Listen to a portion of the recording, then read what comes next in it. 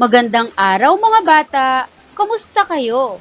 Akong muli si Teacher Rachel ang makakasama ninyo ngayong araw sa pagtuklas ng bagong kaalaman. Handa na ba kayo? Kung ganon, halina't matuto sa Mother Tongue 2, Week 7, Quarter 1. Tambalang Salita.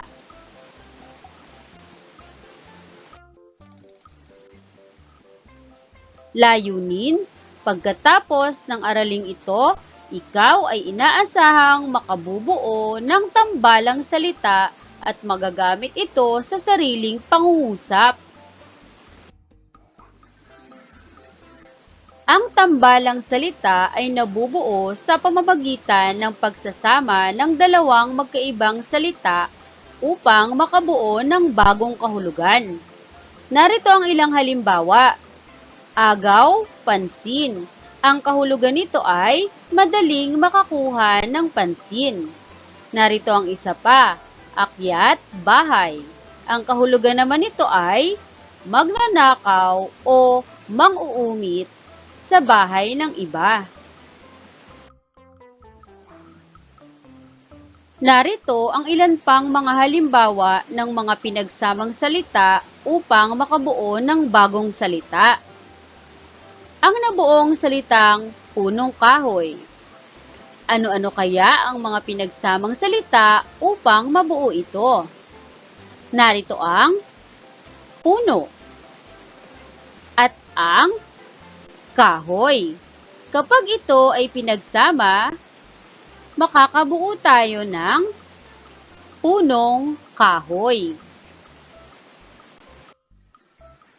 Ngayon naman ay nakabuo tayo ng salitang hanap buhay. Ano kaya ang mga pinagsamang salita dito? Una, hanap. Makikita sa larawan na ang ibig sabihin ng hanap ay may hinahanap o tinitignan. Sumunod naman, isinama ang buhay. Ito naman ay nangangahulugang buhay ng tao. Kapag pinagsama natin ang mga salitang hanap at buhay, tayo ay makakabuo ng salitang hanap buhay, na ang ibig sabihin ay trabaho. Makikita natin na pinagsama ang dalawang salita, nakabuo tayo ng bagong salita na may ibang kahulugan. Ngayon naman, ang nabuong salita o panibagong salita ay bahaghari. Ang bumubuo naman sa salitang ito ay, una, bahag. Ang bahag ay isinusuot ng mga katutubo. Tignang mabuti ang larawan. Dinagdagan ito ng salitang hari. Ang hari ang namumuno sa isang palasyo o mataas na pamumuhay. Ngayon, kapag pinagsama ang bahag at hari, makakabuo tayo ng salitang bahaghari, na ang ibig sabihin ay bahaghari o rainbow. Tignang mabuti ang larawan. Mula sa magkaibang salita ay nakabuo tayo ng isang panibagong salita na iba ang kahulugan. Ngayon naman ay pagsamahin natin ang salitang dalaga.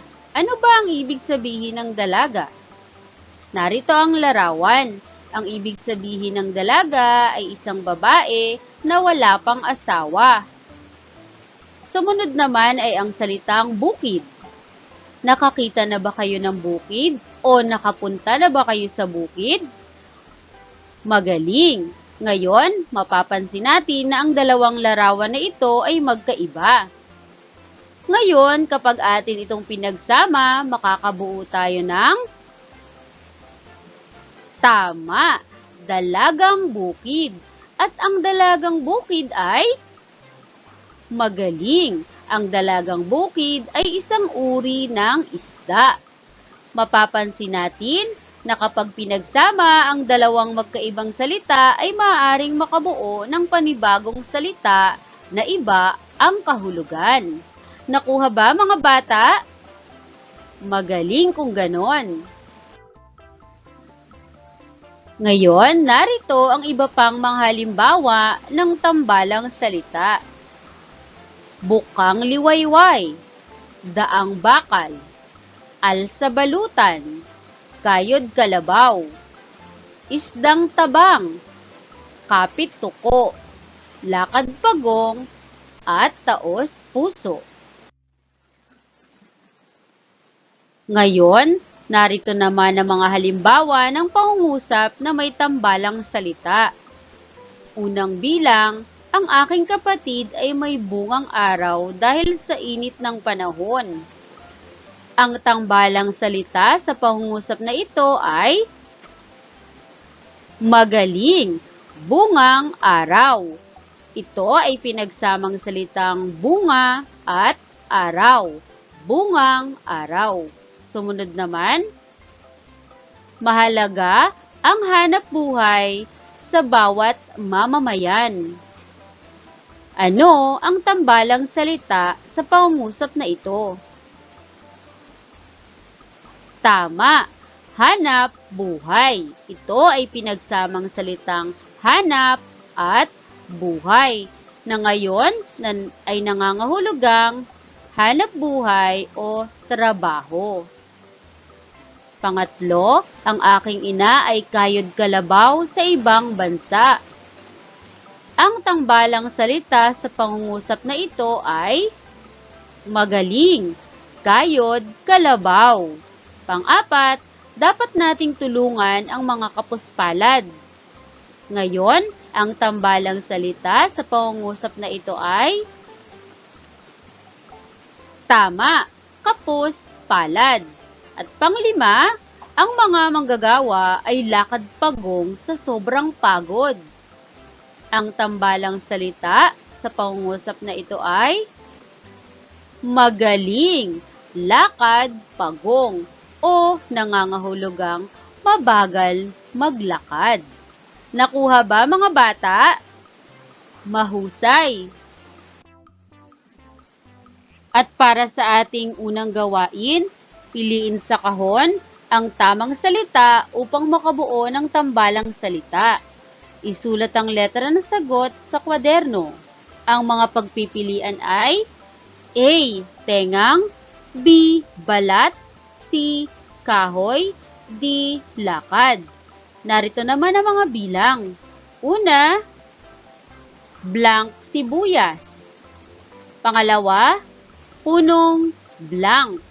Pangatlo, blank pagong. At pang-apat, blank kawali. Sumunod na gawain, magtanong sa iyong mga kasama sa bahay ng iba pang tambalang salita at mga kahulugan nito. Isulat ito sa iyong kwaderno. At para naman sa ating huling gawain, gumawa ng flashcard ng mga tambalang natutunan sa aralin. Gawin itong masining. Maaaring hingin ang tulong ng miyembro ng pamilya sa paggawa nito. Mga bata, naunawaan niyo bang mabuti ang ating aralin ngayong araw? Magaling kung ganon. Muli, ang ating paksang aralin ay tambalang salita. Hanggang sa muli mga bata, paalam!